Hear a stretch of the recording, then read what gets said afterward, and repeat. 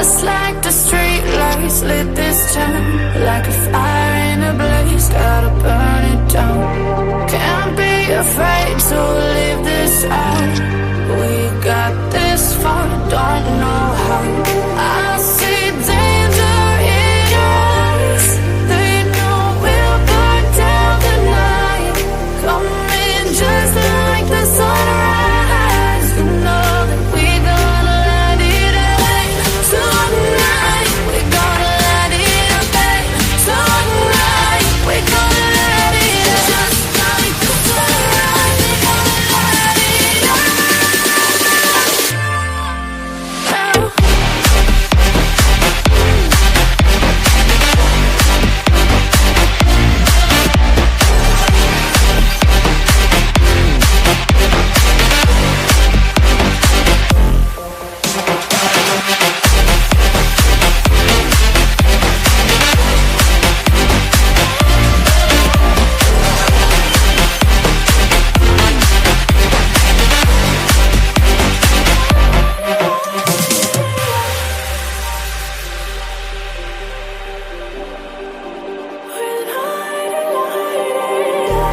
Just like a spark that's breaking out. Can't make a stop, can't turn back now. We know that there's no room for doubt. No, we can't turn back now. I see danger in your eyes. They know we'll burn down the night. Coming just like the sunrise. You know that we gonna let it rain. Tonight we gonna let it rain. Tonight we gonna let it rain. Just like the sunrise, we gonna let it rain.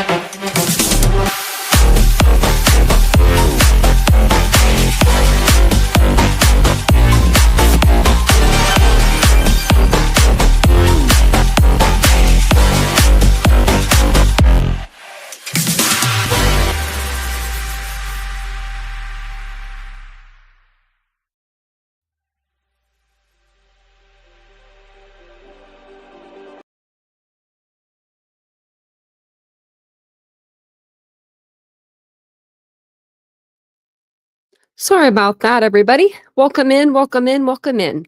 How are you guys doing tonight? Welcome in. It is Monday, the 12th of May, and I'm still in a sweatshirt. It's still kind of chilly inside the house anyway. So that's why I'm in a sweater. But I always feel like it's like summer almost, and I'm still all bundled up. So welcome in, everybody. It's good to see you guys all here tonight. We are Willows. We are getting close to 20,000 subscribers on the channel. We're getting very close. Under 100 now. I think that we need 80 some. So I'll have to look. Last time we hit 10,000, we did like a live count, like a live little count thing. So that way everyone could see when we hit 10,000. And it seems like that was a little while ago, but the pictures just came up, which is weird. They just came up the other day. So I hit 10,000 in the month June or July, and it looks like it's going to be about the same. So I guess these are my months, May, June, July. But let me welcome some people in, and then we'll get started on tonight's live. Tonight we're going to be continuing our coverage of Idaho 4 and the case against Bryan Kohberger. So, hey, Ladybug, number 1. Hey, Betsy. Hey, Kathy. Hey, Courtney. I'll try to go through the names kind of quick, but hey, Mary Beth, welcome in. It's good to see everybody here. Hey, Cracker Jacks. Hey, Catherine. Oh, we have dinner tonight. Oh, nice. Mia Moore, welcome in. It's good to see everybody in here. Willows is here. Hey, Ryan, welcome in. Hey, Tony. Hey, baby girl. Hey, Pete. So close. Yeah, we're getting so close, Willows. Hey, Kathy. Hey, Lenora. Hey, Kimberly. I like the way that you spell it like that. I like that way. Hey, Mandy. You've been a subscriber for over a year now? Oh, thank you so much for being a subscriber for so long. That's a long time. Roasting in the UK. Man, more flavors. Not here. And not in Ohio. Not yet, anyway. I'm not sure, Courtney. It shouldn't matter, but you might have. Maybe someone in chat will know the answer to that question. Hey, Poindexter, welcome in. Hey, Jesse's girl. Hey, Reba. Reba may know. Reba knows all, I feel like. Can I kick it? I love that name. Sure, why not? Hey, Brian, welcome in.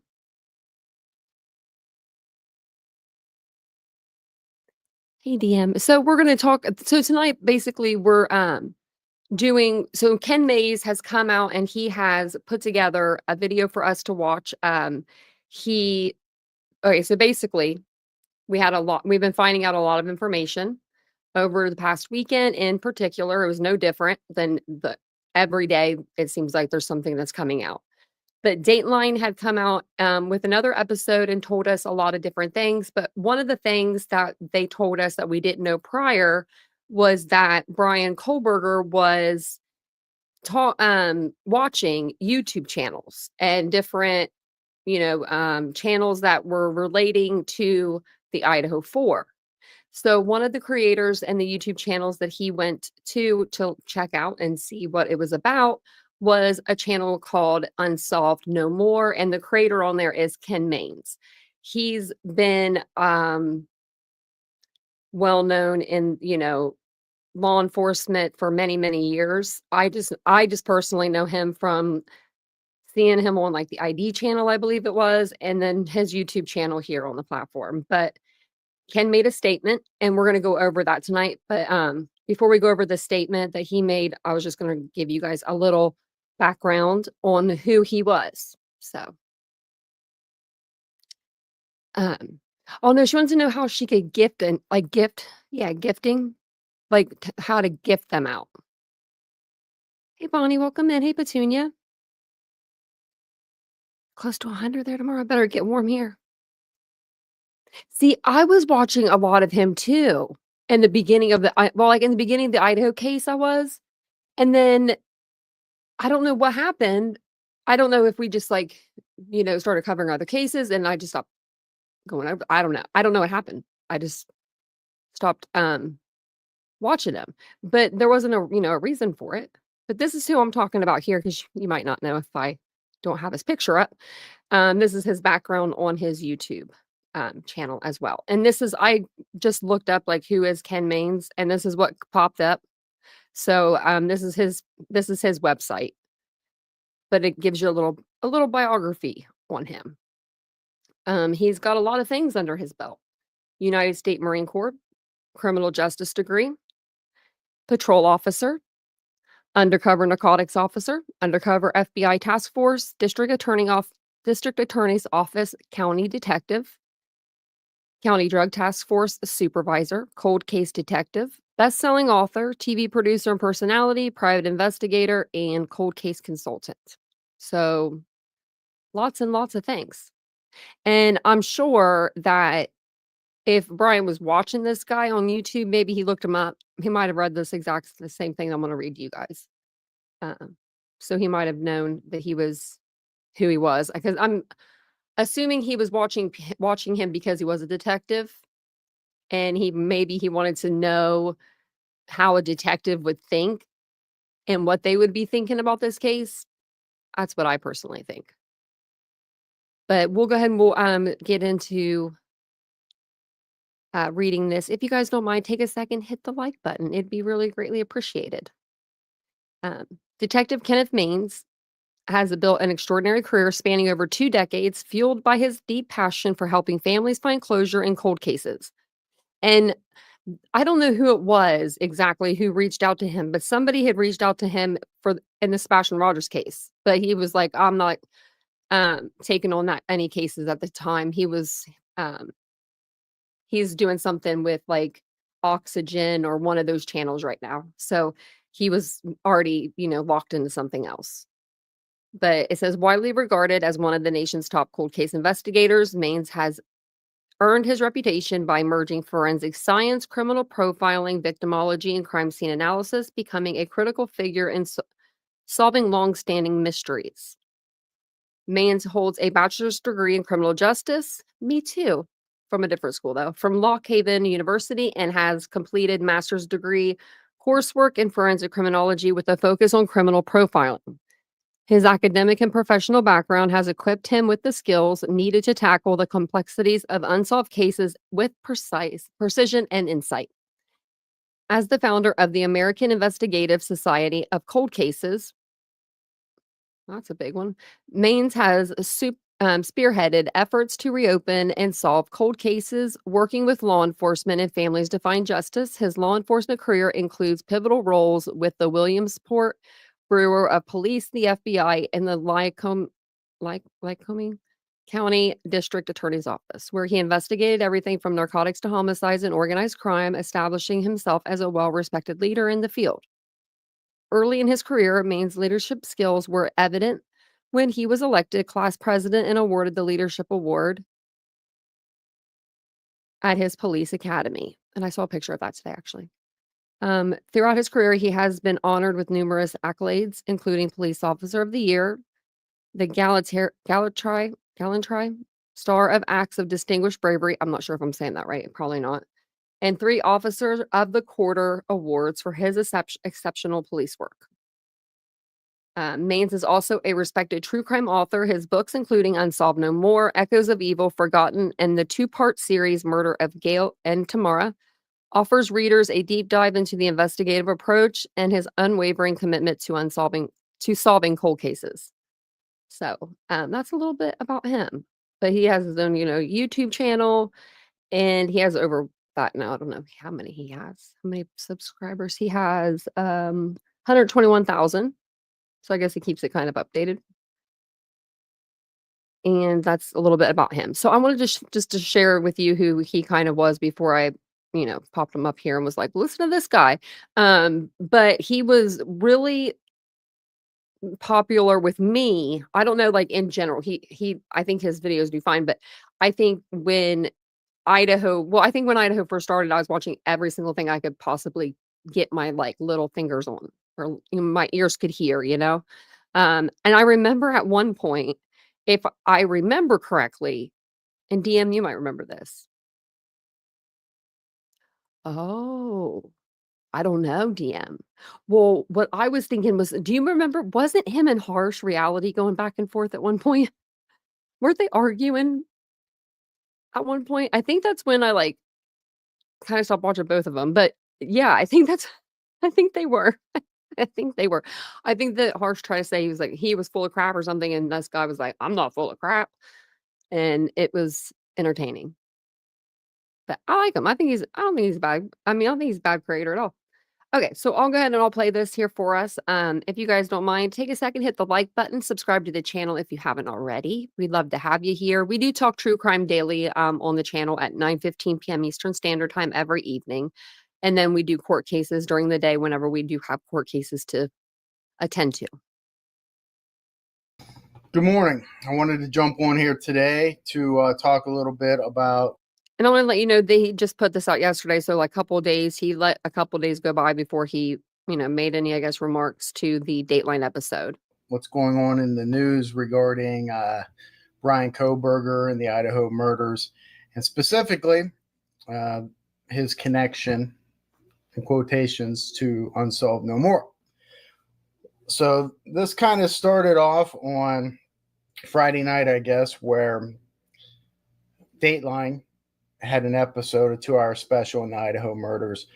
And during that episode, from police reports, Dateline reported that Bryan Kohberger had watched a lot of Unsolved No More videos, and they showed our thumbnails on Dateline, and specifically our series on Ted Bundy and my assessment of that serial killer. In addition, he watched a lot of his own coverage, meaning during that time in 2022, I was fascinated, like a lot of you, with the Idaho murders. And it was a case that I really wanted to study. And so I predicted what I thought the offender would be, not by name. A lot of stuff I got right, a couple things I got wrong. Regardless, apparently the Idaho suspect, remember, he's not guilty of anything right now. He watched a lot of my assessments. Now, my first reaction when somebody had reached out to me and told me this, I was like, no, I'm not surprised. And the reason I'm not surprised is because of the behavioral tendencies that I knew that this offender would have, which means he is going to be curious about the case. He's going to want to know what's going on with it. He wants to know other people's thoughts, and that's important. So I wasn't surprised that he latched on to my videos. Now, hindsight, again, is always 2020 and things like this. And this morning I was sitting there thinking about, what did I say in those videos? And there was a lot. I probably released more videos on that Idaho murder than in any other case because, number one, I wanted to correct a lot of the wrongs. This is when the social media and internet and Reddit. Yeah, this is it. Yeah. I remember now. Like him and Harsh definitely had a back and forth. Comments really started irritating me. Now, they shouldn't, okay? Because they weren't directed towards me. It's just I'm so passionate about this field. And when I saw people saying, well, one of the victim's moms was a drug user and this was a drug hit, I mean, stuff like that just irritated me because I knew that it wasn't. Now, so what? They have their opinion. It's a drug hit. I educate. Hey, it's not a drug hit. I can tell you that right now, and I'll tell you why. And then that's okay. But then when they retort and they say, no, you're wrong, that's when I get irritated. And that's probably about this time that I stopped having comments on my page. Oh, man, and somebody had said recently, I saw they commented on one of my Facebook posts. And again, I don't read them often, but every now and again, I go in there and check and see how things are going. Well, if you disagree with Maines, you can just move on or something like that. He doesn't like that. And that is not the truth at all.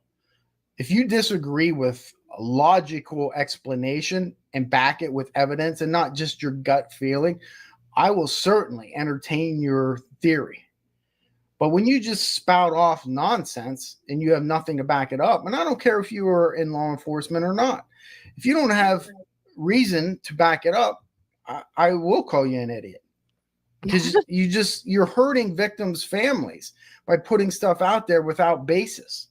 And that's what got me irritated.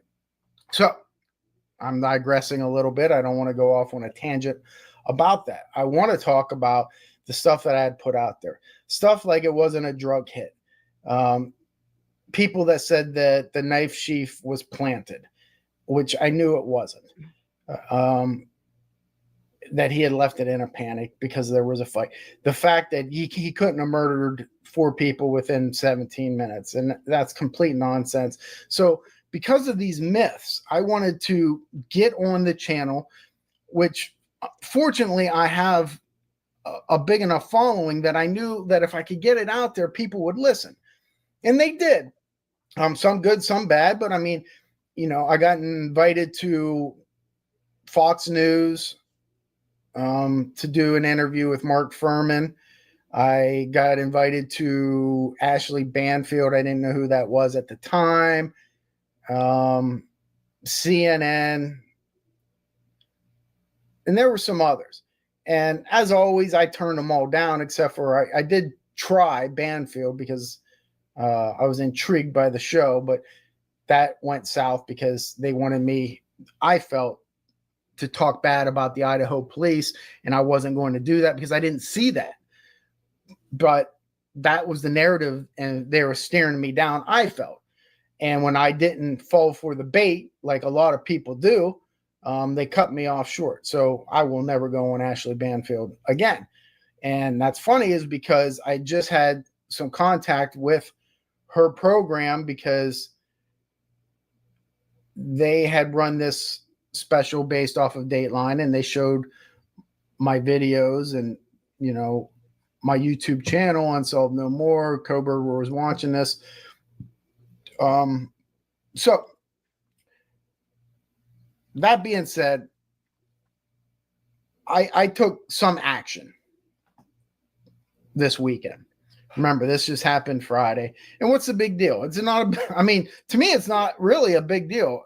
A lot of people are making it to be a big deal. Oh, the serial killers want. So what? I mean, I talked to people on death row. I've worked with people on death row. Because Bryan Kohberger watched my show, he watched a lot of people's shows. I'm sure of it. But for some reason, it's focused in on Unsolved More. And somebody said, well, that's not the kind of endorsement you want, is it? Well, no shit. It is what it is. It's facts. He's watching it.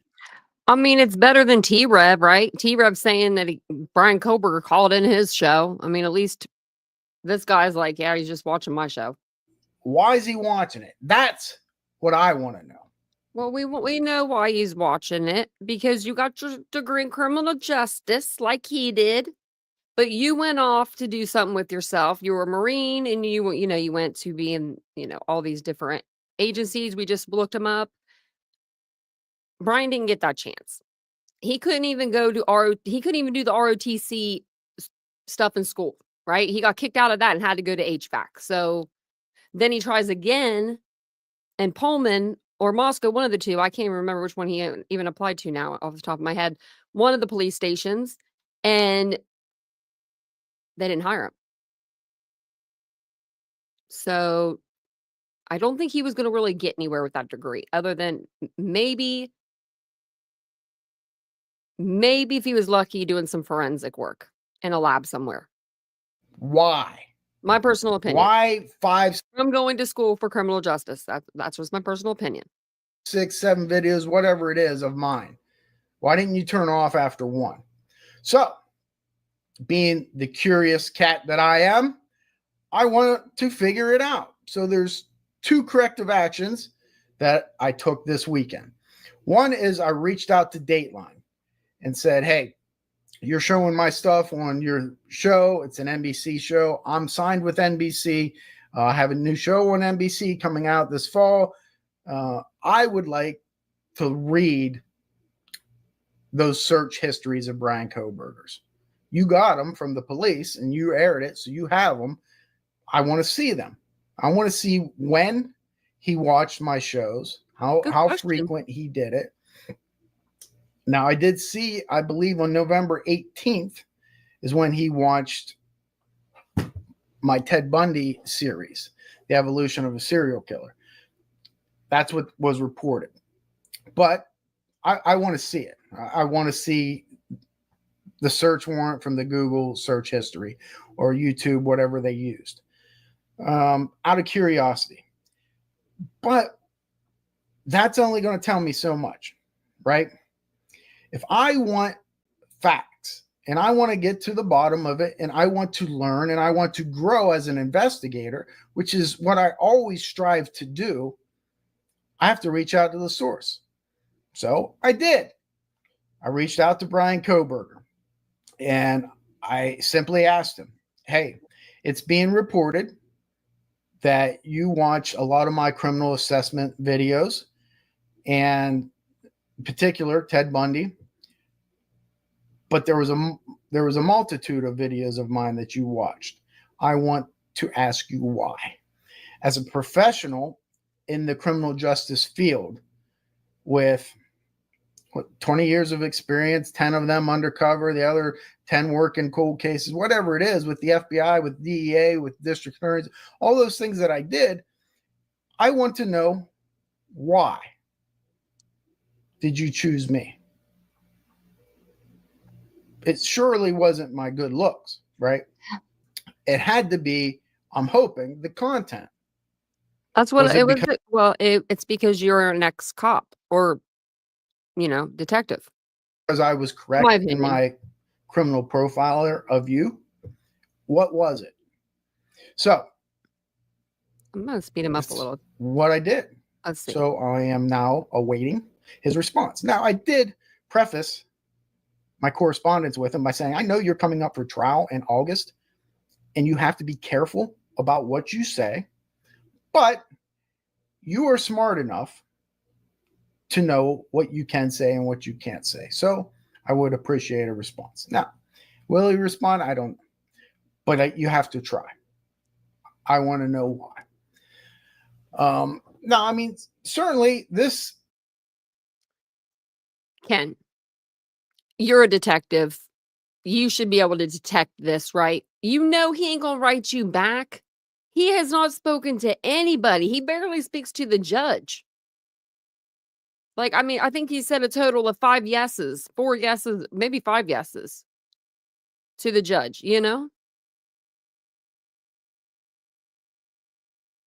Oh, maybe real McCoy, or we just blocked him out of here. I'm not sure. I don't know who they were talking about when they were talking about me, saying me, I don't know. Has become, I don't want to say a norm, but remember a few years ago when I got a call from an attorney out of the blue about a guy on San Quentin's death row who wanted to speak with me about some unsolved cases that he had knowledge of?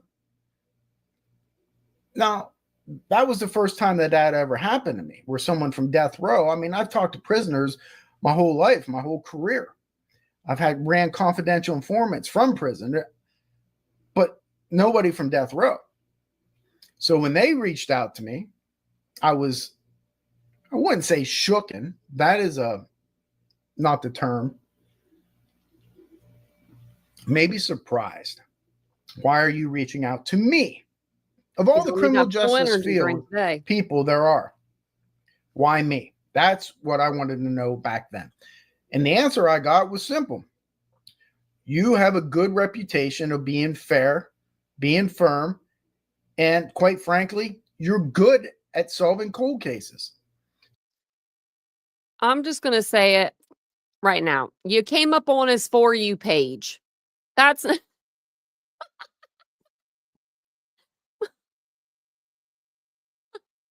I'm sorry. This is kind of funny. We're going to go back and we're going to hear the reason why he says, unless my ears are deceiving me, did he just say those are the reason why Brian's watching him is because he's got like integrity and all those things? So when you have a good to know back then, why are you reaching out to me? Of all the criminal justice field people there are, why me? That's what I wanted to know back then. And the answer I got was simple. You have a good reputation of being fair, being firm. For the other person, okay. And quite frankly, you're good at solving cold cases. He had another person reach out to him. That's what it was. I was like, what? So when he told me that, okay, now I'm on board. I understand. And I worked it, and it eventually is going to be coming to light, everything that I did there and that we did together. It's very amazing. You're going to be seeing that soon. But so when Kohberger, now it's leaked or shown that he has watched me, I'm guessing it's going to be for the same reason. Now, I could be completely wrong there, but that's what I feel. So I wanted to address this. Is this going to turn into, and I have a feeling it's going to, once Monday hits, which is tomorrow, news networks and media are going to start reaching out to me again and wanting to interview me, knowing some, hey, what's your thoughts on this? So I'm trying to head that off by doing this. So that way I can say, hey, go watch my video on Unsolved No More. And that will give you my thoughts on Kohberger watching my videos. Again, I am not surprised. Okay. I will be turning down a lot of interviews because I always do. I always have. I don't do this to be famous, to be on television. I hate those quote unquote detectives that, man, it's like they have no integrity, no moral ground, because they'll say anything that the media wants them to say, or they'll make something up, to go on TV, to be controversial, because they know that will get them TV shows. I know. I can think of like 5 right now, and their TV shows and their interviews come out, and they make these incredulous claims. TJW. And then nothing ever happens. They get their 5 minutes of fame because it's controversial. They get on TV, and then nothing gets solved. I hate detectives like that. I really do. It gives everybody a bad name that work in this field. It's got to be about the truth. It's got to. Who's he talking about? What detectives do that? Be about integrity. I was just talking to an old colleague of mine on the police department this morning, and we were talking about how people make the evidence fit their theory, and then if it doesn't fit, they exclude it. It becomes exculpatory evidence eventually, but you can't do that. You have to let the evidence lead you to a theory, not the other way around. And I don't think a lot of detectives do that, especially in this internet day and age. Listen, I don't do this for the money. I've said that a million times. If I did, I could take advantage of this Facebook or YouTube, both the platforms, the social media platforms. YouTube pays us, yes, for this content by putting ads and doing whatever they do. But if I really wanted to, with 25,000 followers, whatever I have out there, I could put content. I could do 6 videos a day. You could? And make hundreds of thousands of dollars. You could push out 6 videos a day? What? Wow. Okay. I mean, I guess I could too if I didn't do anything else in my house ever and didn't eat. Off of this platform, but I don't do that. There's some creators that do that. And that's where you get into trouble, because you start making things up to get clicks, and it's not what I'm about. I do my videos when I want to do them. I don't cave into peer pressure.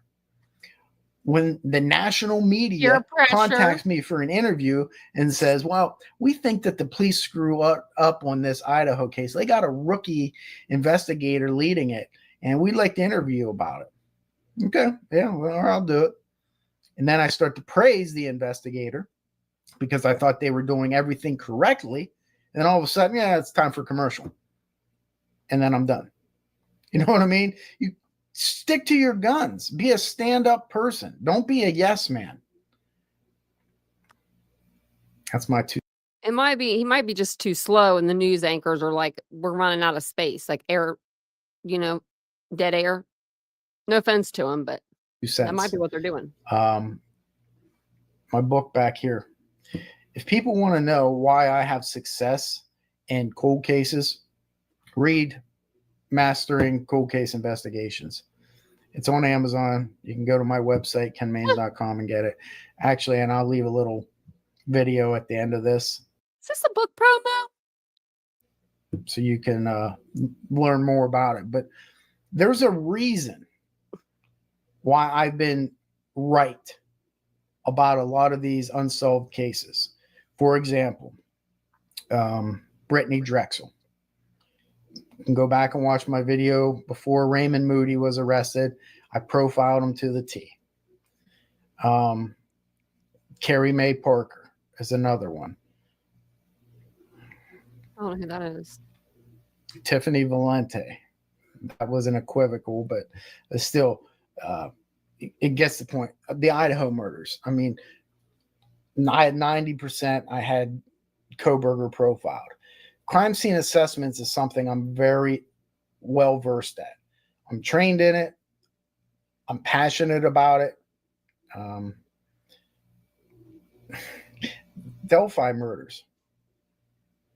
I go back and look at my assessment on that.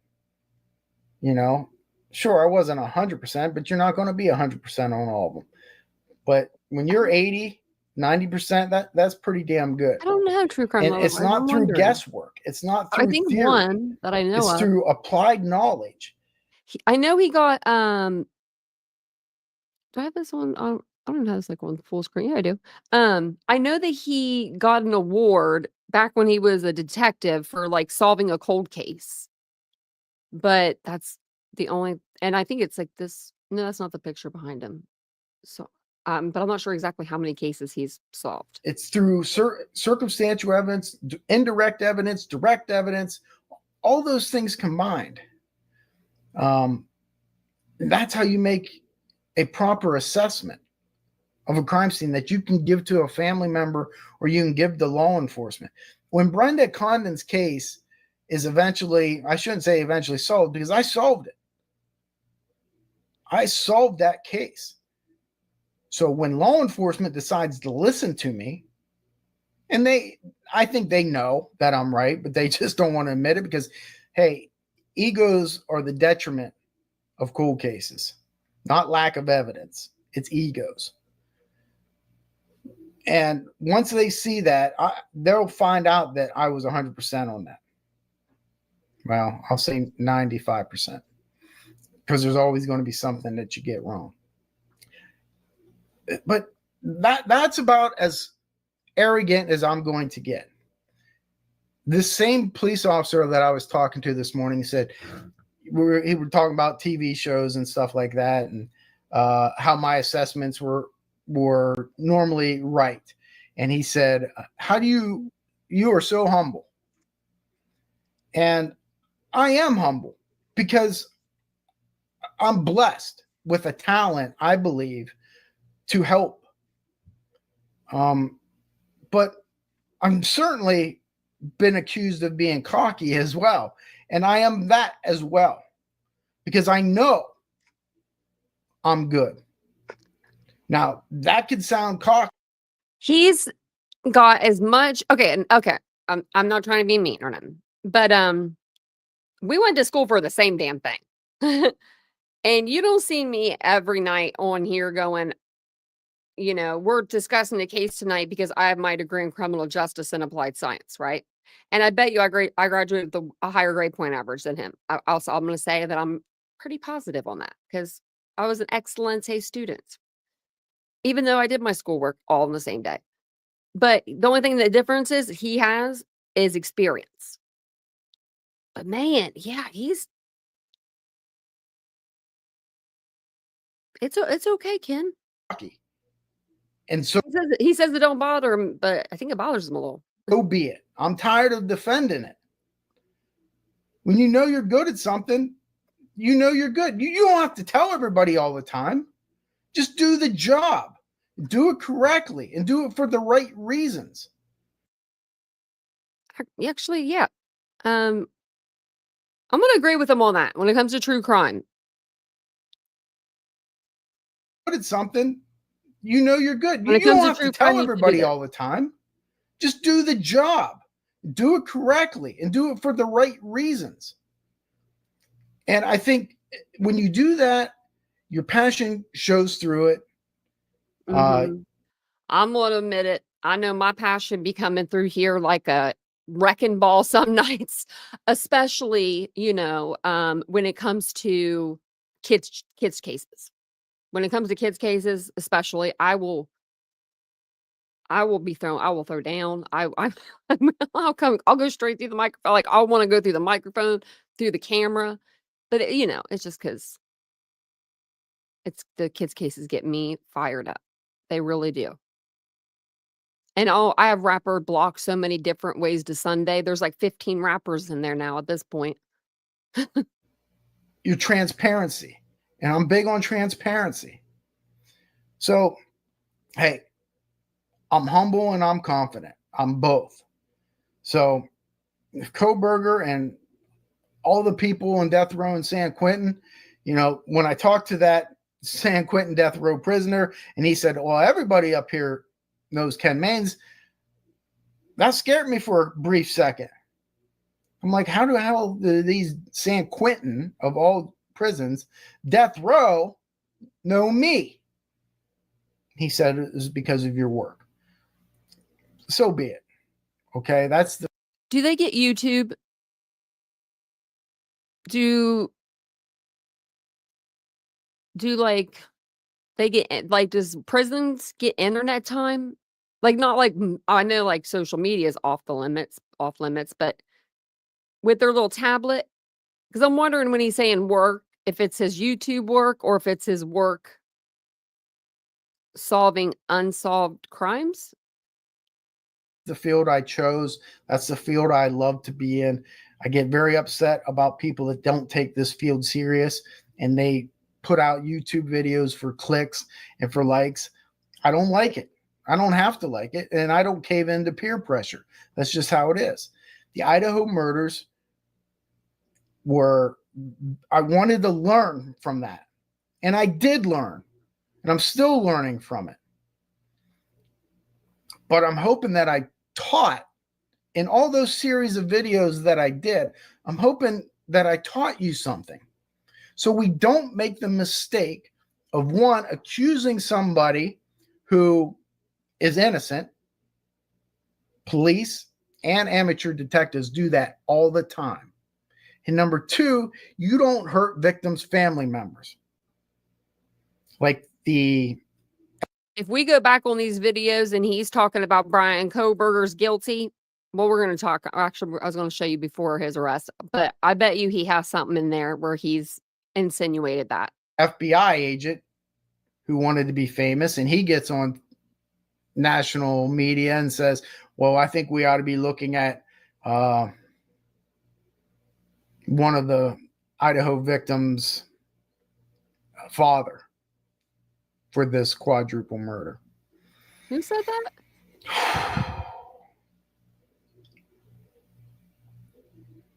Who did he say said that? Hold on a second here. And says, well, I think we ought to be like the FBI agent who wanted to be famous, and he gets on national media and says, well, I think we ought to be looking at one of the Idaho victims' father. Does anyone remember that? I don't remember that. Like it being for this quadruple murder.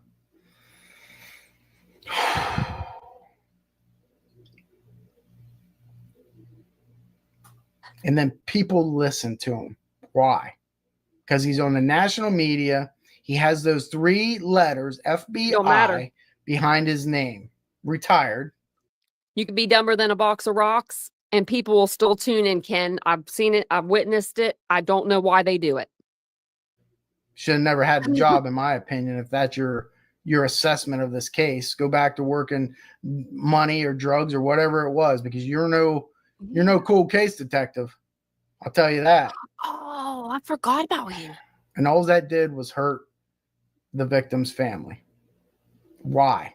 Wow. One of 2 reasons. You're incompetent, which you shouldn't be on television or in the FBI. 2, because you want to be famous. So you get on there and spout nonsense so you can get other media to call you. It's ridiculous. Say names. People fall for that trap all the time. All the time. I see it. That's why I quit watching the news. And that's why I turned off comments. I still get shit about that. listen, I don't. Pretty much he's saying, I don't know, he doesn't care for your comment. And this isn't an indictment on the good people out there. I don't care about your opinions. I don't. Now, if you want to unsubscribe from this channel because of my thoughts on that, then do it. I didn't get into this so I could have 100,000 subscribers. I don't care. I appreciate you, especially the good ones. Dang, but that's a little mean. If you disagree, and I said this before, if you disagree with logic and intelligence behind your disagreement, that's fine. But when people start commenting that I don't know what I'm talking about, and you're living in your grandmother's basement eating Cheetos, and you're telling me you're the expert, I don't have time for that. I never in my lifetime, when I was in college or high school, would have questioned Dr. Henry Lee or Dr. Cyril Weck. These people that I looked up to when I was younger. And I had the good fortune of meeting and working with both of them, thank goodness. But I wouldn't, even if I disagreed with them, I wouldn't disrespect them like that. And I think that's the big thing that the internet allows. And what makes it worse is today's society makes it almost normal. It's okay to disrespect your elders or people in your field who are quote unquote experts. I never would do that, but that's me. That's the way I was raised. That's what my dad taught me. That's what the Marine Corps taught me. Now, even if I disagree with them, I would wait until I seen them face to face. This is what I think. Yeah, what you said is good, but how about this? But no, not in today's day and age with comments. You just sit there and say you're an idiot, and this is how it is, and how can you? I'll give you a perfect example. Some idiot out there who has a following, and I'm sorry, but this guy's got me laughing so hard because my comment section, they've been eating me alive the last few days, y'all. I don't know where everyone's come from. But I've been called everything but my name. Like, so it's just kind of like him talking about this, like the comments and stuff, it's making me laugh because it's like hitting me in it's like, I can agree with that. Maybe I should turn my comments off too. Just kidding. I like hearing from you guys. Even to hear like last night, I couldn't get through everyone's comment to get to you all that are usually in here in the chat. So I said if I didn't, reply, that's why, because it was like I was like swimming in the ocean. I was like out in open water with the sharks surrounding me. I kept all the comments though. We'll have to go over them sometime. There were some gems in there, True crime, made a video about one sentence that I made and took it completely out of proportion, like the media normally does. When I said Bryan Kohberger fantasized about one of the victims, that this was a fantasy killing, and I still believe it. Okay. A sexual fantasy. He knew one of those victims that he went after first, Maddie or the other girl. I'm sorry that her name slips my mind. But I said his fantasy about her could be anything. It's a sexual fantasy. But whatever his fantasy is, he wanted to implement that fantasy. This is a pre-recorded video. If you didn't know a victim's name while you're recording a pre-recorded video, you hit pause on your little clicky click if you have one.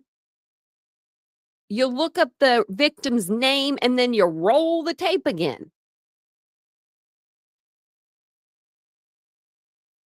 This isn't live.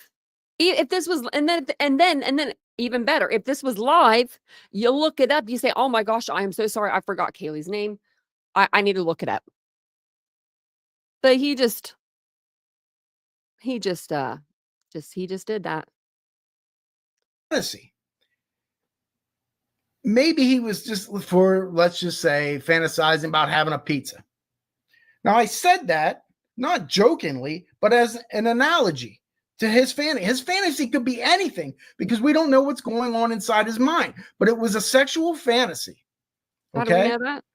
And so because I said pizza, this idiot YouTube creator who has no true crime law enforcement experience. Is he talking about harsh again? We're going to listen through, but I mean, wants to make a video 4 clicks to say, cool case expert Ken Main says Idaho victim wanted to share a pizza with Bryan Kohberger as like a joke, trying to make me look like I don't know what I'm talking about. Now, I realize the more quote unquote famous you get, the more this shit happens. But you don't have to like it. You don't have to conform to it. Just like when you go to a baseball game, I take my daughter there and you got some drunk idiot behind me yelling at Paul Skeens, telling him to strike out. Well, I came here for the effing strikeouts. You suck. Your mom sucks. Do I have to sit there and take that? No. But what gives him the right to yell all that negative stuff at the pro athlete? Just because he's a pro athlete, he has to take that? Are you comparing it's not right. Pro athlete? It's not. Are you comparing yourself to a pro athlete? Not right. A detective and a pro athlete. I stand up for myself by turning off comments. If that. I'm sorry I'm pausing this so much, but that is not you turning off the comments. You're a big bad boy by turning off the comments. Why didn't you just say it like it is? You're protecting your mental health. That's what you're doing by turning off the comments. That gets people riled up. So be it. I don't care. Go over to his community wall. That's where you can comment. Never fallen for peer pressure my entire life. In the police department, I was always the one on the outside. I had 2 or 3 close friends. That was it. I didn't care about what anybody else thought. It's about the job, period. End of story. I don't need friends. You would fit into the trauma community. All I care about is my family. This is Ken Mains. Ken Mains. And when this job helped. This is the guy that Bryan Kohberger was apparently watching. And he came out and did a little video. Well, not little, 41 minutes. It took him 41 minutes to get this out. How he feels about Bryan Kohberger watching his channel. But we haven't really heard a lot of that. We've only heard about this creator, this detective, that detective that sucks. He's the best. He was right. He said, I was incorrect on a couple things, but I was right. He'd be right on everything, but I was right. Victims' families, that's what I care about. And that's what I do. And that's why victims' families and law enforcement continue to come to me. Because I know what the hell I'm talking about. And I've proved it time and time again.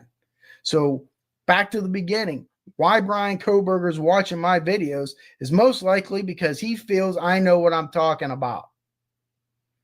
I, again, didn't get this following of hundreds of thousands of viewers and stuff because of my good looks.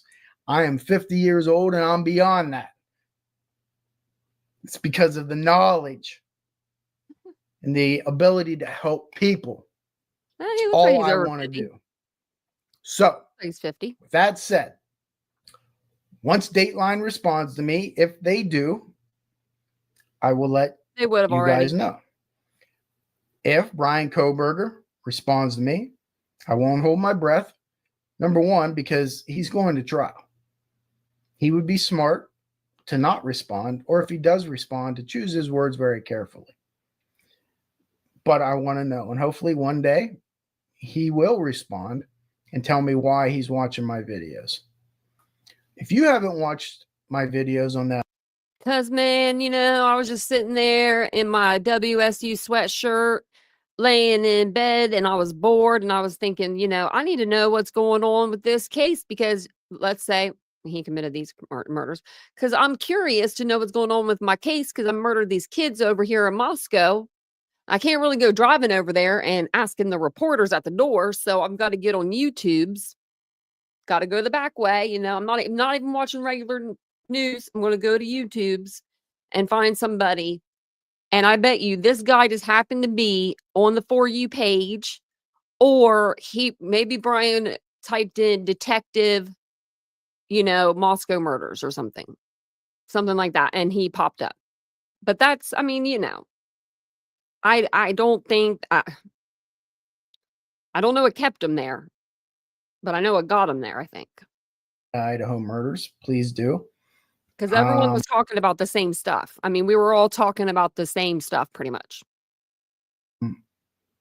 I will link either the Idaho murders or the Ted Bundy, the evolution of serial killer series that I did that he watched, I believe, a couple days after those murders. It was a good series. I really felt that I broke down Ted Bundy very well. Each of his murders, why he chose to do it. See, I didn't think that he was watching Ken Mains's Ted Bundy coverage. I thought he was just watching Ted Bundy coverage in general. I'm going to go back and watch that part over again. I think our dude here got that a little confused. I think he thinks that Bryan Kohberger's all up on his page, and I think he was just watching his Idaho content. But I could be wrong. I definitely could be. And most importantly, what we can learn from that. What I can learn from it, because I always want to learn. Well, if you stop growing, you're dying. If you want to be at the top of any vocation that you're at, doesn't matter what it is, you have to learn. You just have to learn. I think that's it for today. What should we learn? Got a lot of stuff going on. Tomorrow's a big day. I'm going to be searching for remains in a cold case. Oh, bless you. I might video that. I might not. Bless you not. Never mind. Take that back. That's the thing, is you just kind of pick and choose what you want to put out there.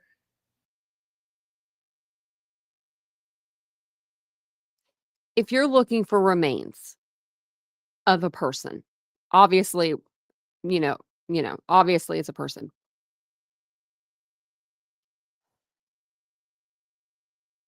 Why would you ever even say you're going to record that? Like, what you might find, right? Like, you will never see me be doing that crap. Like, yeah, let's go live while we're searching for someone we think's dead over here. I don't like that. I'm not sure if I'm going to or not. Next week. He did, I believe. He put it under members only.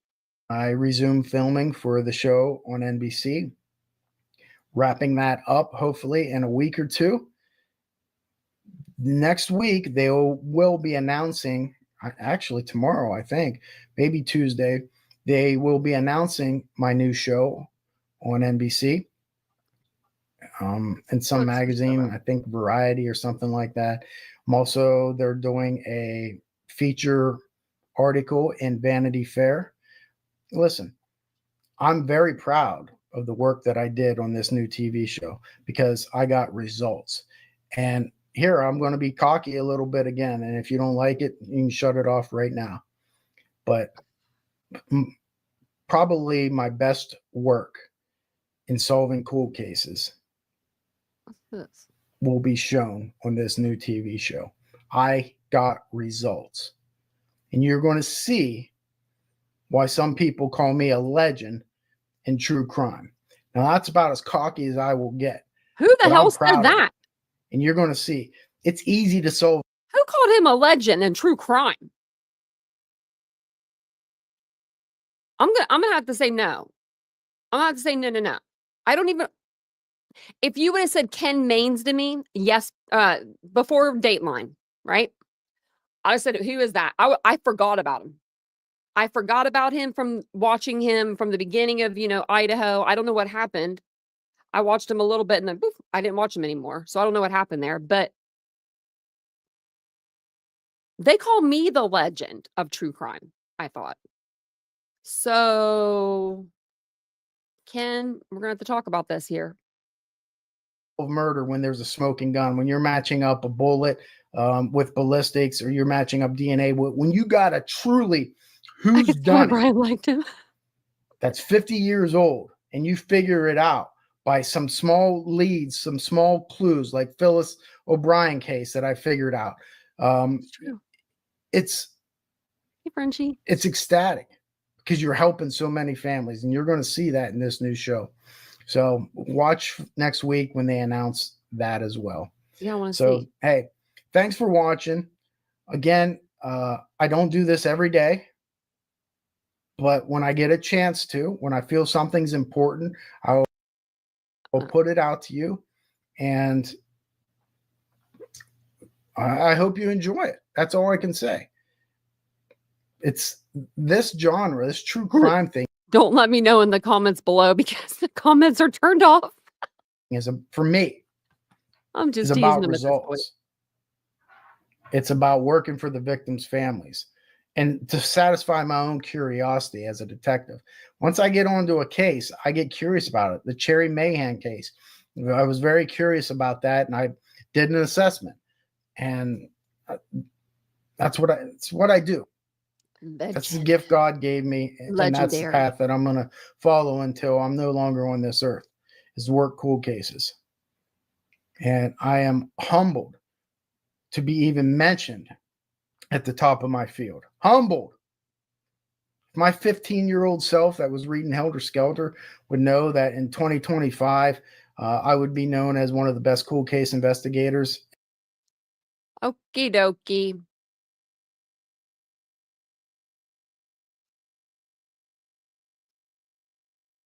What number are you, Ken?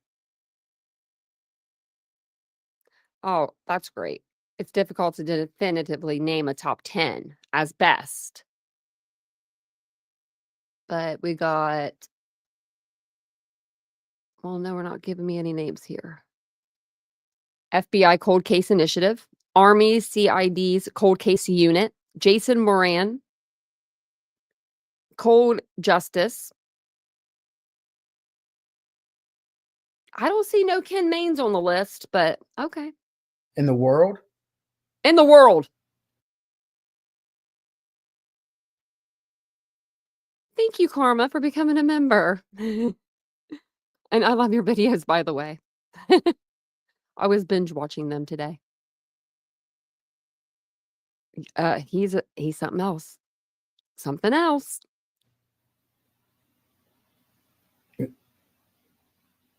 Leaves me speechless. But I'm going to continue. Am I just in the mood tonight or something? Because he's leaving himself speechless now.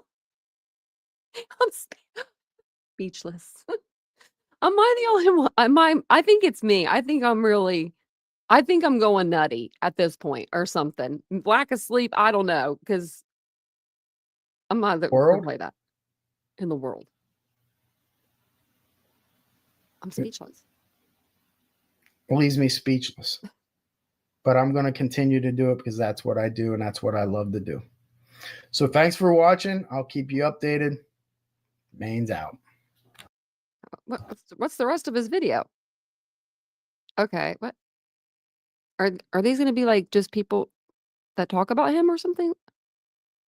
Wait, the areas again. What they do? A long time ago, over 10 years. The question. See, okay, so we know that he can splice. He can put together a video. So what?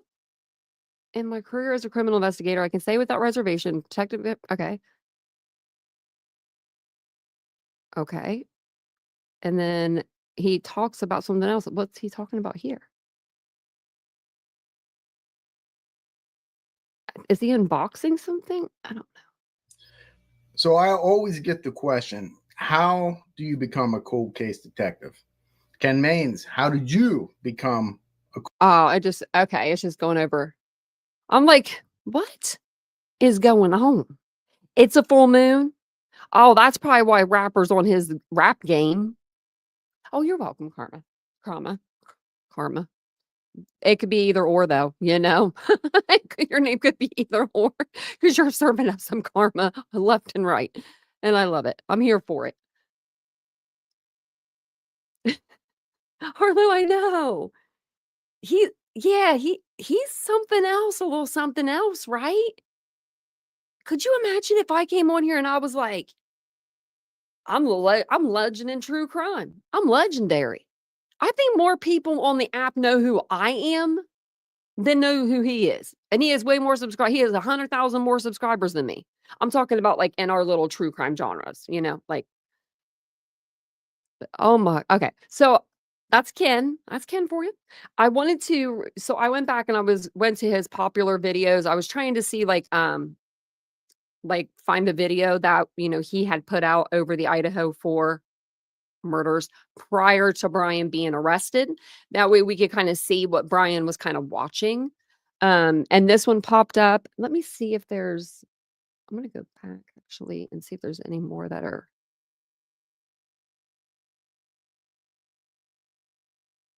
like this one. Oh, that one was after his arrest. This is okay. Some of these are like long. I was trying to see which ones he had that were. Idaho murder suspect was framed is the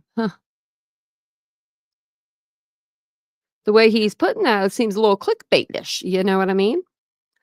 This was 2 years ago, 84,000 views. Let's see if this was 2 years before or after. Okay, so this was right after. This was after he got arrested. Okay, so we'll just go to the one I was going to show you. It's like 20 minutes long. Okay. So this one is going to be from November 21st. So this one's pretty close to when the murders happened. Okay. This is him. He looks just different here. He looks, I don't know, looks sleepy or something. But thank you guys for being here. I appreciate it. And I mean, he's a legend in true crime, I guess. He's the best. He's one of the best in the world, he said. And then he said, I left myself speechless, pretty much, he said, or I'm speechless. Who were murdered. Okay. I'll go back just a couple seconds. Okay. And if you guys don't mind, hit the like button. Okay, so today I want to talk about these Idaho University students who were murdered. This case has intrigued me a little bit since I don't watch the news much, but I did catch a piece of this which caught my attention, and then I kind of been following it a little bit since, and then a lot of people asked me to look into it. And the reason I'm hesitant to do that is because just like the Delphi, when I was asked a long time ago, a year ago or something, to look at that, there wasn't a lot of stuff out there. And to make an accurate profile or crime scene assessment, you need to know certain things. You know, just like the Delphi, about how the bodies were found, what was taken from their bodies. Big thing is how they were murdered and stuff like that. And if you don't have that, it's very difficult to go ahead and make an accurate assessment. Now, sure, you can try, you can do it, you can be a fool and be wrong on everything. But that's not the way I operate. I want to know particulars, but based off of what I know, I'm going to just talk a little bit about it and not get into specifics because I don't know. The 21st of November, we didn't know anything about anything. We didn't know the layout of the house at that point. So I wonder what we were all talking about. I should go back to my videos. But what I want this video to do is to generate. I'm pretty sure that they had the first press conference 16th, and then they had one like the 20th or something. Some questions, and then I can do follow-up videos to this to answer those questions. So we have Moscow, Idaho, which is the home of the University Hi, of Kathy. Idaho. You have 4 victims who died in an off-campus housing apartment. The apartment building is 3 stories, and there's 2 bedrooms on each story. That's important to know. The victims were a male who was Ethan. He was 20. Kaylee, 21. Xana, who's 20, and Madison, who's 21. So they're all very young, 2 of them of drinking age and 2 of them not. Now, the 2 that were not were a couple, from what I understand. Ethan and Xana were a couple, and they had gone earlier that evening to a frat party, and the other 2 friends and roommates, Kaylee and Madison, went to a local bar and were drinking and so on and so forth. Typical college night, right? What is important for me there is that 3 out of the 4 are roommates. To me, right off the bat, that's important. One of them is not, and that's the male, Ethan. Yet he stayed the night there. And I'll get into why I feel that that's important. They all arrived home, according to police accounts, at least of what they've released, around 1:45 a.m. Now, the 2 roommates, Madison and Kaylee, began placing a series of phone calls, apparently 7 phone calls, to one of their ex-boyfriends. And those occurred between 2:26 and 2:52 a.m. Now, what is important about that is that it establishes a timeline. Okay, they arrive home at 1:45 and they are still awake at 2:52. So you know the murders did not occur then. So then your timeline can start from there. Okay, from 2:52 a.m. till the body was found and a 911 call was placed, and that was around noon. Now let's talk about this 911 call. There were 2 other roommates in that house that were unharmed. I'm assuming that they are going to be female. I don't know that, but I'll get into why I assume that. One of them, the reason for the 911 call was that one of them was unconscious and they couldn't wake her or something. I find that a little troubling. Not that they're a suspect, but if these victims died of stab wounds, there should be plenty of blood there. And so the 911 call shouldn't just be about someone being unconscious and you cannot wake them up unless they didn't have a visual on them and the door was locked, which would be important to me to know as well, if the bedroom door was locked and so on and so forth.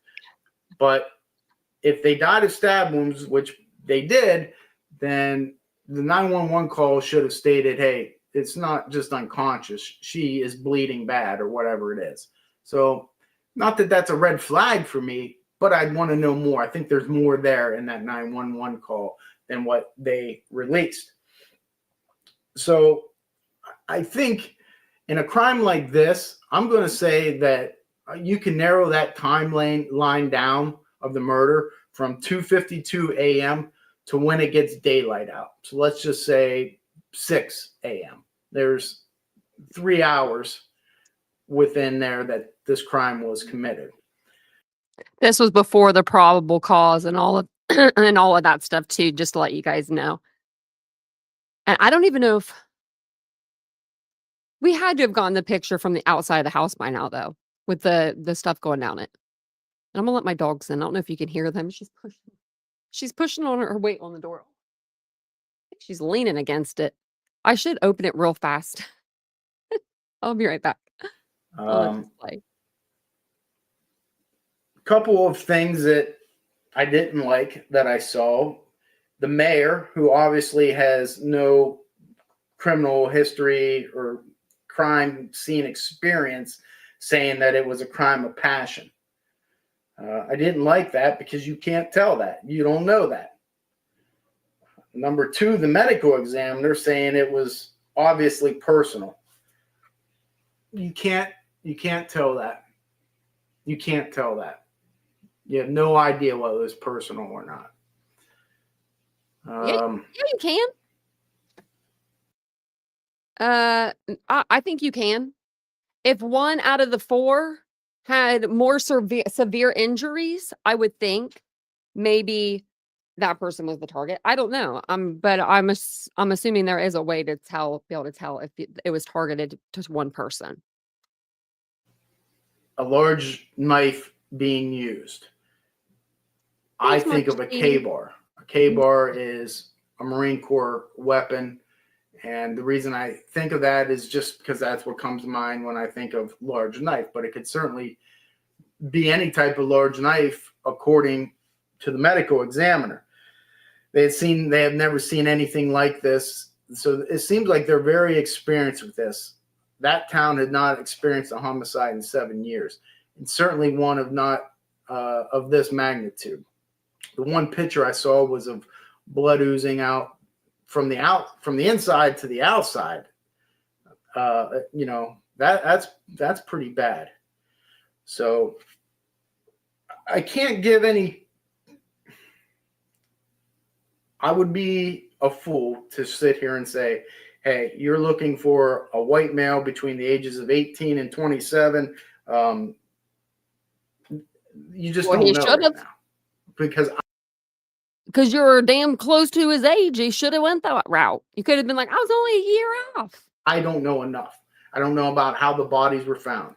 I heard that they were found in bed and that they were sleeping. That makes sense to me. I believe that these individuals probably were targeted. And the reason being, as I stated before I get back to this, is that it's probably a house full of girls. And Ethan was just visiting. I have a feeling that the offender, if he knew that a male was there, he probably would not have commenced this attack, which means he had probably staked out this residence, whether the residence itself and the occupants were the targets or one of them. There was no indication from what I read that this was a sexual assault. That does not mean that it was not a sexual assault motive. Okay? And I would, if I was a betting man, which I'm not, but in my training and my experience at looking at these cold cases, I would say that this was a sexually motivated crime. Just because no sexual assault took place doesn't mean that that was not the intention. And maybe he encountered a male which threw out and screwed up his fantasy. Now, it said that there were some defensive wounds. Okay, I have no problem with that.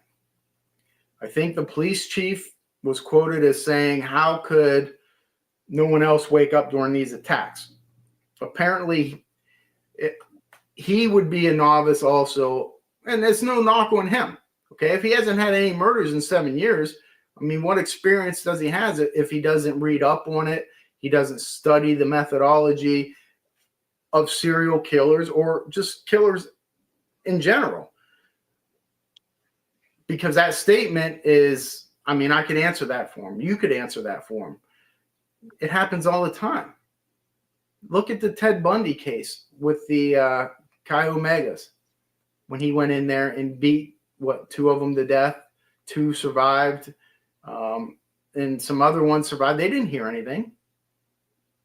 Same time at night. Same thing. These girls came home from parties and from a bar. So what are you going to hear? You are more focused on trying to survive. He actually did that at that house, but then he left and he almost unalived another lady in the same night. If you want to be real with that night in Ted Bundy. So Ken Maines, you forgot to put that in there. There's actually another victim.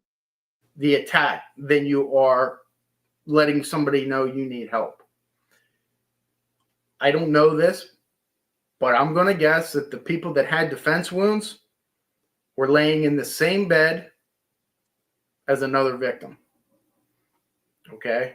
Meaning he starts stabbing one of the victims. There was a couple. Ethan and Zaina were sleeping together, I'm assuming.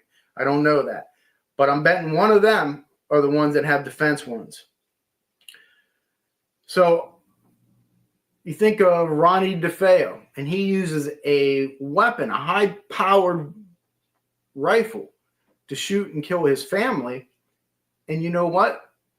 Not maybe one of them heard those shots, but the rest didn't, and they all died too. I mean, what I'm trying to get at is that it's very common. People want to get all bent out of shape. How could you not wake up during this? It happens all the time. All the time. I'm not surprised by it, and it doesn't bother me.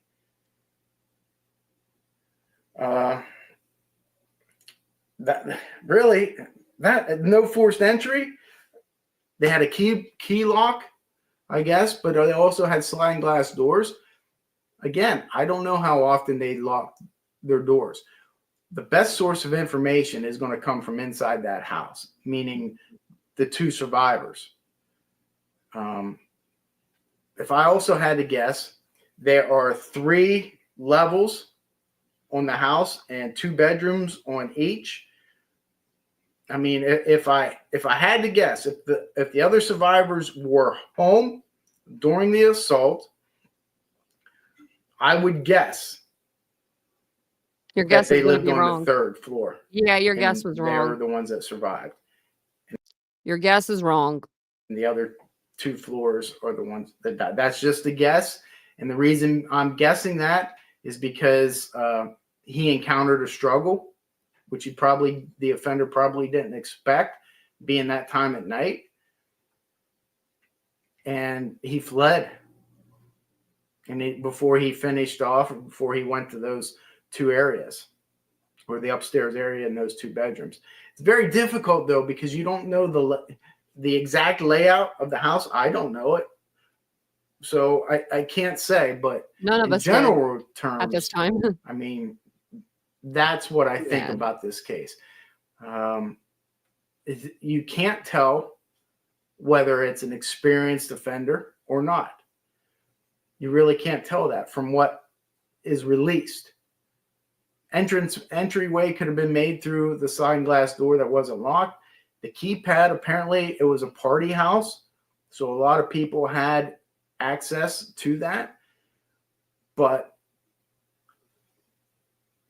I think it's possible that more than likely that Kaylee and Madison, one of them or both of them, were targets.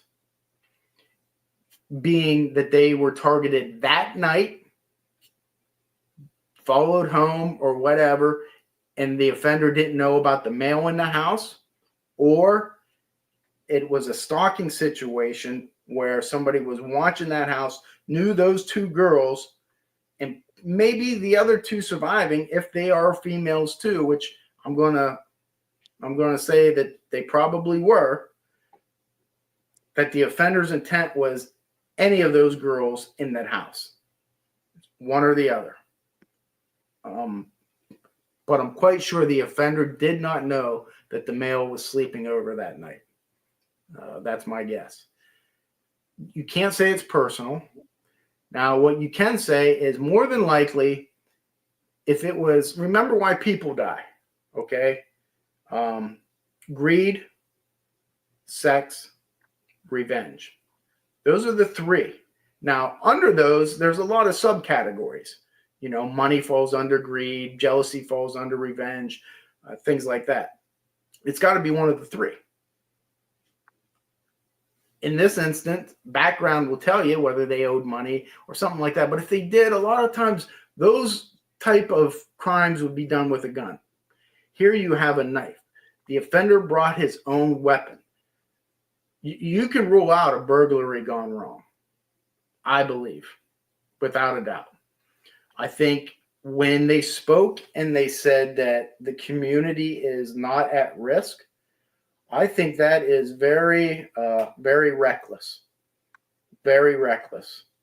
Now, I understand in politics, sometimes you have to say the right things, but sometimes you got to speak the truth, because what happens when another murder takes place?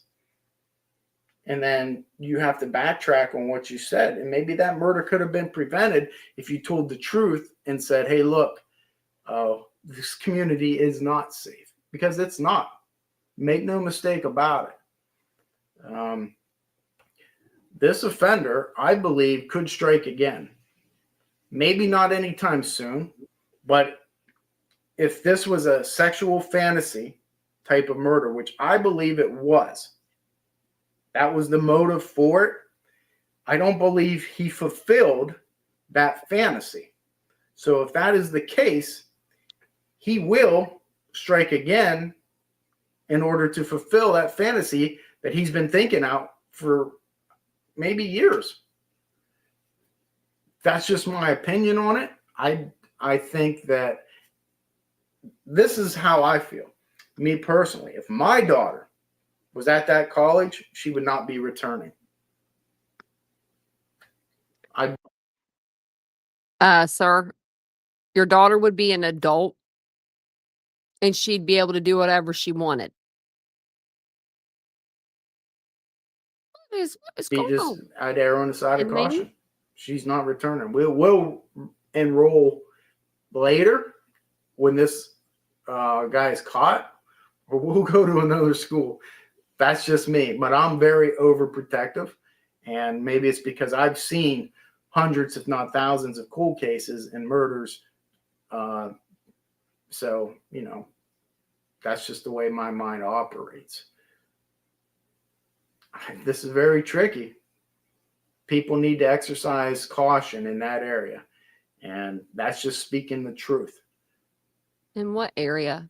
From the very limited information. And again, hey, I think they're doing things right. Police have to withhold information. They have to. I've been there. I was a detective. I was a cop, 16 years. I understand that. You can only release so much. I go back to the Delphi and how people were so bent out of shape. And you can be. But I think they did everything correctly. It took 6 years. I don't care it took 6 years. They got him. Okay? Solving a murder is not easy. Sometimes it is when there's a smoking gun, but when there is not, and then solving it's one thing.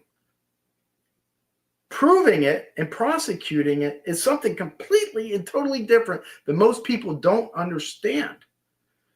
I mean, you only get one crack at it. 5 years. You got to make sure everything is done right. Just think, if there's 200,000 cold cases in America right now, I guarantee you 50%, if not higher, it's already solved in the police department's mind.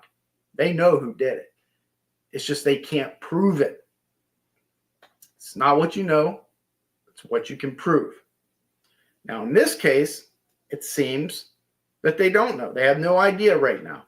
But I have confidence they'll get there. They'll follow it up. They'll do what's... Harlow, I've been screaming that since the beginning of this case. I'm like, who put the chairs there? I'm like, anytime someone's done like an interview or given us a little bit of snippet, I'm like, ask them, what about the chairs? The chairs. But I don't know who did the chair. I don't know who put the chairs. That's why my brain was going to the front door as well, and saying that I thought the intruder may have came in the front door, because those chairs.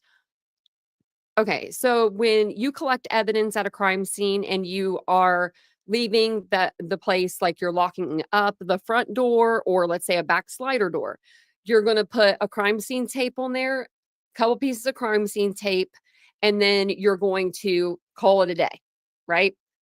You're not going to have like someone usually posted at the place or anything like that. They know somebody, if somebody were to go in there, that paper would be cut. So that's why they do it like that. But I was wondering that too, because I feel like that's something that somebody that lives there or knows about that back door, that's something that they would do. I even thought maybe Dylan Mortensen, but she said she went straight down to Bethany's room, or she ran down there. I thought maybe she might have put him there after Bryan, maybe walked out of that door, but I don't know. Good question. Necessary, and they'll come away. And I think Out in the trash. when there is an arrest finally made, you'll see that the motive was sexually motivated. You'll find that 1, 2, or at least, or maybe 4 of those girls inside that house were the targets. And people keep saying, I don't think it's Ellie. Hopefully they catch this offender before he does it again. I mean, I guess Ellie could have, but I just don't see them. The only way I see Ellie doing it, right? Okay. Is if, and I don't know why they wouldn't just go to the broom closet and take the broom handle off and put the broom handle in there. And they would use the chairs. I would think maybe because whoever broke into the house that night, right? If someone did break into the house, like you can kind of like bend those doors inward and they'll just unlock. They're just very cheap and easy to break into. So maybe the door, because like the way the house is like leveled on there, it might not be like leveled correctly because it doesn't look like it. Maybe the door was swinging open, like sliding open. And so that's why they put the chairs there to prevent the door from sliding open. That's the only other thing I could think of. Because in my mind, and we're almost done with Ken there's here. A very good likelihood that he will strike again. So. Well, no, he didn't. Well, we don't think he did anyway. But I just wanted to play that for you guys too, because I wanted to play you something before Bryan was arrested. So Bryan may have watched this episode. He's kind of slow a little bit at talking. Like he's just, I guess he's easy with his words. I don't know. I'm over here usually running off out the mouth. I feel like dead air is like, I hate dead air. Like just sitting here.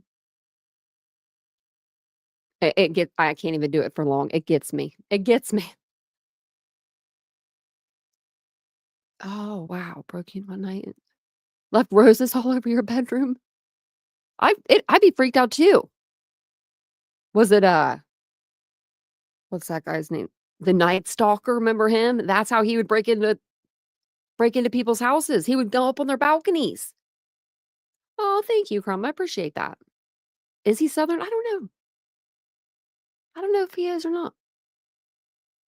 I thought he lived like, I don't know, actually. That's a good question, True Crime Lullabies. I was thinking he was more northern, but I don't know. I would be freaking out. There was a girl that used to be in our chat. And she knew like one of her friends, like he was on her balcony and I guess like she turned around and screamed and he jumped off or something. She told us about that one night and I was like, what? I didn't sleep good. That's creepy. Yeah, that is creepy. I'd be like, yeah, you better get out of my apartment putting flowers everywhere. And now I got to clean this crap up. That's what I'd be saying. Is it Monet? Monet? I think that's how you say it. I like how it was pronounced or spelled, Monet.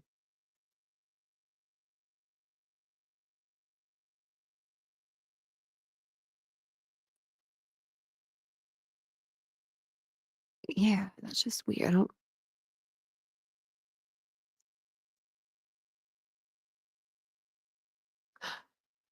Well, because a Dateline told us on Friday. So the reason why we watched Ken Mains tonight is because he put out a statement because Dateline, when they did their episode on Friday, they showed thumbnails of different channels that Bryan Kohberger was watching at the time prior to him being arrested.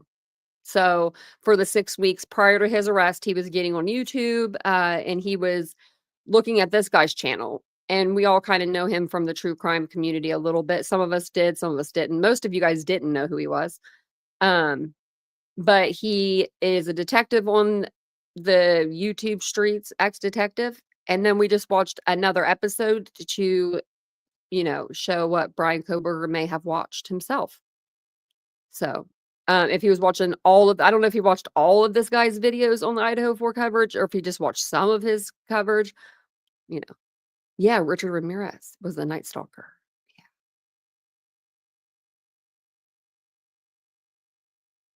And I don't take everything Dateline says is true either. I don't know if they got Bryan Kohberger's phone and had access to that, but I don't really at the same time see Dateline just like putting out his name. Do you know what I mean? Like I could see them putting out like a fake channel or something before they're going to put out his name. Like, I don't know. Pennsylvania. Well, then I was right. I should have said Pennsylvania. I was going to say New York, but I should have known that accent. I'm from Philadelphia. But Dateline has been accurate. You're right, Felicia. They have. And I don't think, they put out they could put out just the stuff that we know of that's facts, you know what I mean? And Dateline would still pull in the viewers, I feel like. They had that surveillance footage. I thought that was pretty cool that they had that. Especially the 4:30 or 4:20 footage of him peeling out of there, almost hitting somebody. Like he drives like I do all the time. Just kidding, I don't drive like that. But he really was driving fast, whoever that was in the car. And a lot of people were saying that car wasn't white, it was green. No, it's a white car. It's just the way that the black and white cameras are showing it. Um, you know, that's about all I have to say about that. um, and if you don't like it, then don't watch my channel, as Ken Maines would say. I'll go over to X and see if Brian's still trending over there. He was earlier. He's still trending. I don't know why he's trending. I mean, there's nothing new that I haven't went over with you guys. But I guess people are just still, like, really starting to talk about it again. Let's see what the latest is over here. Because some of this was, I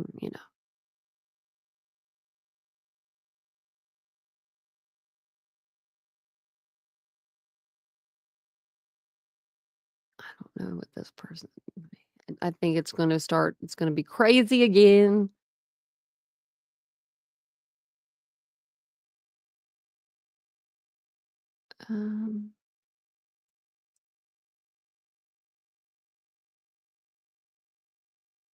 Well,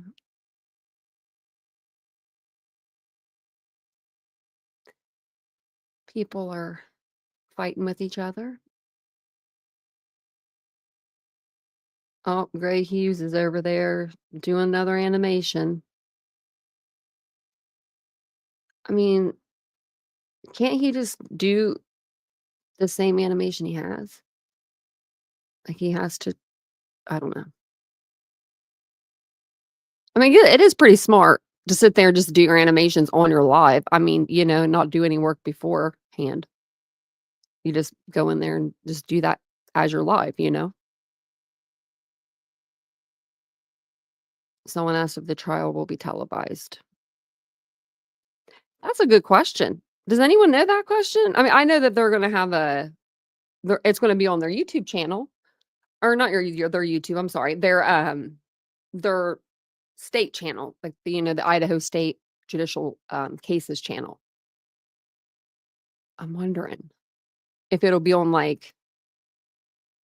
it'll probably be on News Nation if they can get it, if they can get the feed, or Court TV. But I don't think Court TV considered. That's not cable. I'm trying to think of who would play. Yeah. Oh yeah, there is a hearing on the 15th. Yeah, we're coming up on it too. I know. How many animations can he do on the same thing, right? Well, it's just any little chance he gets, he's going to switch that animation up. I remember the first one he did. It freaked me out though. That one he did with the dog in the room. We all watched it together. If you were here for it, you saw me I screamed. I was like, because it was just like, what? Because it was like the first time we got to see it in the house, and he's playing this eerie music, and we're watching it, and then there's Murphy's just chilling in the room, and I'm like, it's the dog. It was, yeah, that bright chicken. I want to start doing animations, but I want to do them prior to getting on the live with you. I just want to do them for you guys because for visuals, plus I think it'd be kind of cool, but not like his animation, when they're built like that. But I mean, he does the weird stuff. I wouldn't be doing all that. I just do that, and then I would come on with you and show you guys. Hey Zaza, hey Miss Me Haven.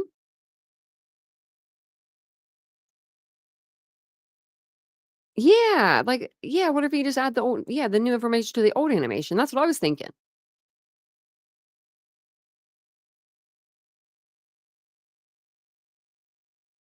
Thank you, Spiked Potato. I will have to look at that.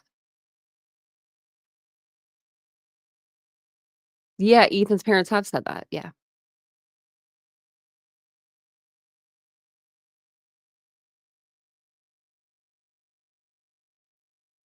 Yeah,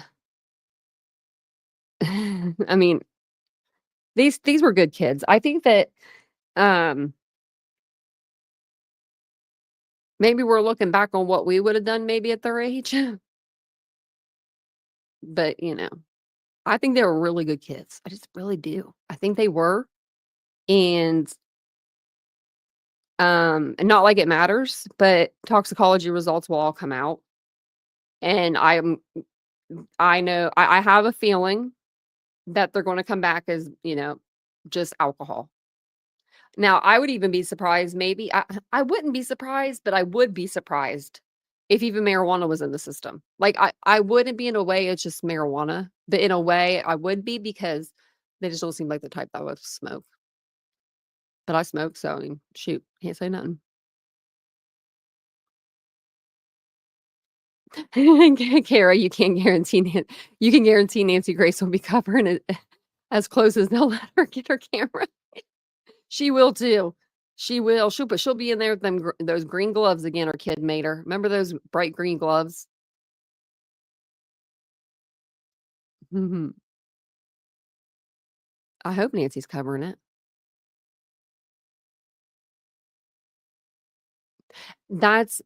And that's why I say the victims' names a lot in this case. The carved, that's what I was wondering. Like putting a symbol or something. Or maybe he was filleting. But remember his old boss said that he was supposed to fillet fish when he was like 16 and he couldn't do it then? So I hope that's not. I don't know what he would be gouging him in the legs, other than trying to take him down before he can get up. Do you know what I mean? Like, he if and but then that bothers me, because how did Ethan not hear 3 people get murdered, right? If we're gonna be blaming DM over there, and her, just because she's alive and he's not, that it's all the same. It's all the same. Okay? Because, like, the positioning of the bedrooms, I mean, yes, Dylan was closer to Kaylee and Maddie, but Ethan was closer to Xana. So, was he that drunk he was just passed out? Or did Bryan Kohberger somehow get in there? Xana was still alive, and he somehow got Ethan in the legs to take him down before he could get up out of bed. So he couldn't get out of bed to kind of like come at him. Those are the questions I have. I have so many questions. Hey, Trips. Hey, Jenna. You think the carving happened post-death? It could have, Frenchie. He remember they said that they thought he sat down on the chair. So maybe he sat down, then he got back up and he did it real quick before he left. I hope it was post-mortem. I think Zaza, that's what she was doing. She was running for the door. I think she got inside the bedroom. I just think that that's where she dropped, was right inside the bedroom. He got her right in, right in the doorway.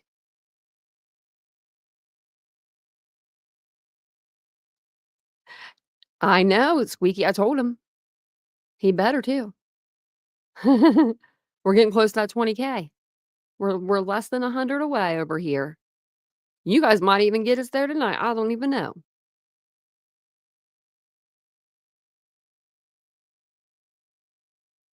That's true. Miss 101, you're right. He probably did sleep through it maybe. But I don't know. I mean, I'm not saying that he got up or anything, because we know that he didn't.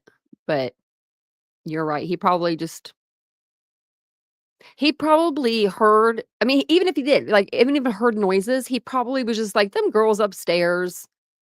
You know what I mean? Because guys are I could hear a guy saying, like, "Girls will be girls," you know? So, you're right, Sandy, he would have screamed probably with that. I know, misbehaving. And I believe since the beginning that he walked her back to the room. I think I said that on my, I did a video, like, what I thought happened. It took me a while to do the video. I don't know why I didn't do it earlier, but I did it in, like, 2023 sometime.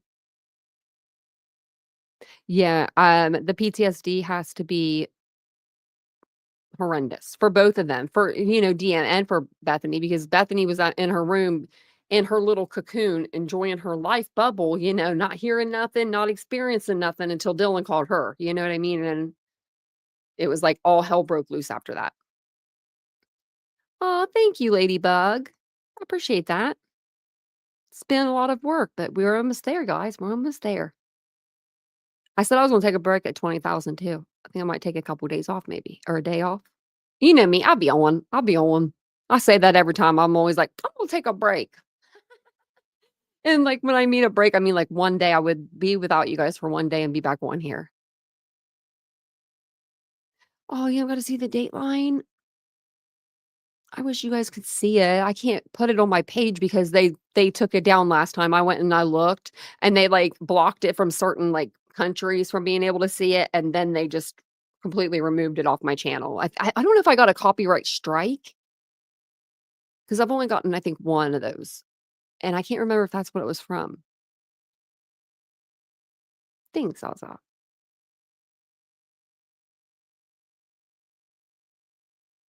Yeah, I think he would have made some, noise then. If, do you remember? I remember watching the grub truck video on the Twitch stream. Yeah, we'll have to see. Let's see. Wow. We're at 9:35, y'all. That's amazing. That's amazing. If you guys haven't subscribed yet, don't forget to subscribe. Make your girls' dreams come true. 20,000 subscribers is a lot. It's a lot. And I'm thankful I'm thankful for all of y'all, especially you guys that keep coming around, y'all just keep coming back to me. I always, I look forward to our lives every night. I really do.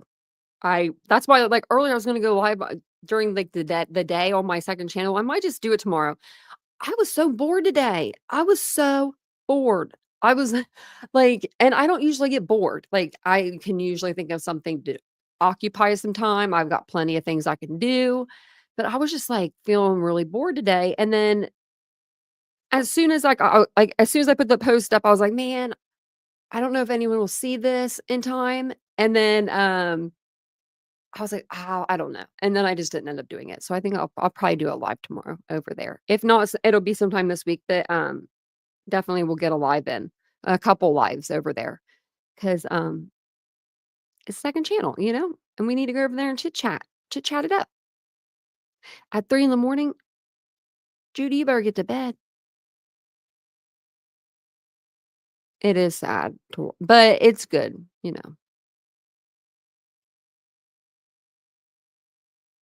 Me too, Frenchie. I was lucky to have a blanket and a pillow, right? Like, those were back in my day. Back in my day in college, you were you slept where you dropped. You did. You slept where you dropped, and you'd be lucky to have, a pillow and a blanket. Like, I remember, or the TV would be on, and I remember I used to never sleep with I couldn't sleep with the TV on. Now I have to have something on playing, which is weird. So I remember when I first moved to Columbus, this was where I used to live. This was years ago. This was before I met Vincent. So I had a group of friends that were younger than me by like 9 years or 8 years or something. Like, there was a big age difference, but we all worked together. And I just thought these girls were just the sweetest as could be. And they always wanted to come to my house and spend the night because they would like to go downtown. And I lived closest to downtown. So, they'd always want to come to my house afterwards to spend the night. And I always hooked everybody up with blankets, pillows. I always made sure people had their pajamas or something comfortable to sleep in. Nobody was bothering nobody up in my place. Yeah. I mean, like my friends would be like, "You're the sweetest." And I'm like, "Y'all have no idea." Like, y'all have no idea. Cause, oh man, tense, etc. Yeah. Frenchie, I feel that. I feel that. Yeah, I have to get a little vacation going on. I wouldn't mind going camping or something, even that's not like really a vacation. It kind of is. It kind of is a vacation. Hey, Chris.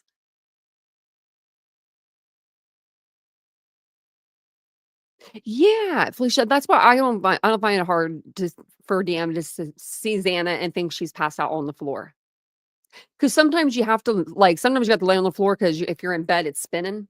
Like I haven't drank in years, but I remember. See, glamping, I would do that. We have a little two-person tent. We were not smart when we bought our tent. We bought a two-person tent. We have 2 dogs that are like the size of humans, small humans, if any, what I mean, but they're size of humans. One's back here. Oh my gosh, they're both laying together. And they've got the carpet all like up over here. Do you see her paw on her sister? The gray one is the baby of the 2, even though she's the bigger one. And she's got her paw just resting on her sister. Man, they're the cutest. I do have the cutest dogs in the world. I will tell you a funny story, not so funny, before we get off of here. You remember the lady with the dog downstairs, right? Okay. Lady with dog, my dog, they're not good friends. Okay. I come in today from outside and that lady is in the hallway walking towards me and my dogs are right there and she gave me the look of death. I told Vincent, I said, if looks could kill, you would have found me downstairs in a puddle of mess. Cause she was like, and I'm like, you're the one that did this, lady. I know. I'm like, oh, Wolf. I was like, oh man. I was like, girls, go upstairs. She's like, I don't even know the look. Like the look was so mean. Like I was just like,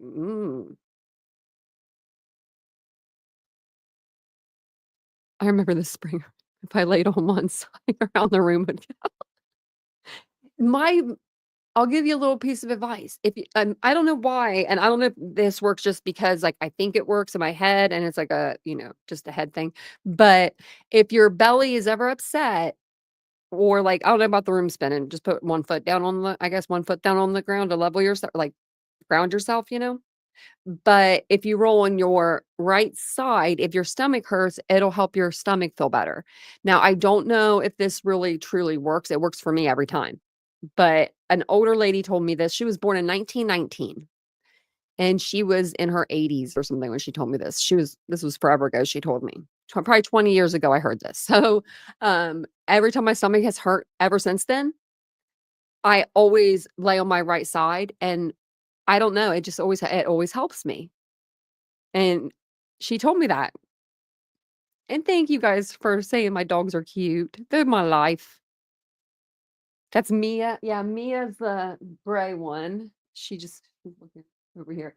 And then the brown one is Araya. Araya Lee, Mia Grace. So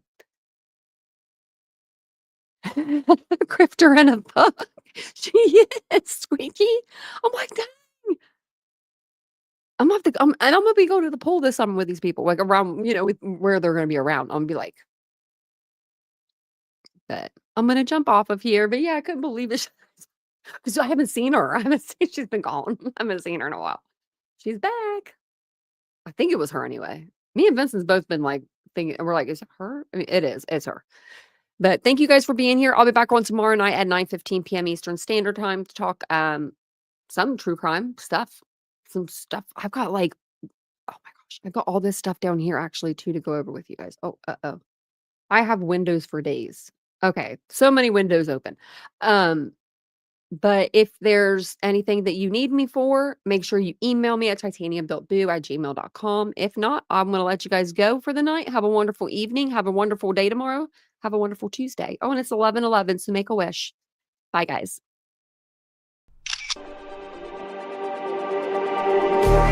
Just like the street lights lit this town, like a fire in a blaze, gotta burn it down. Can't be afraid to leave this out. We got this far, don't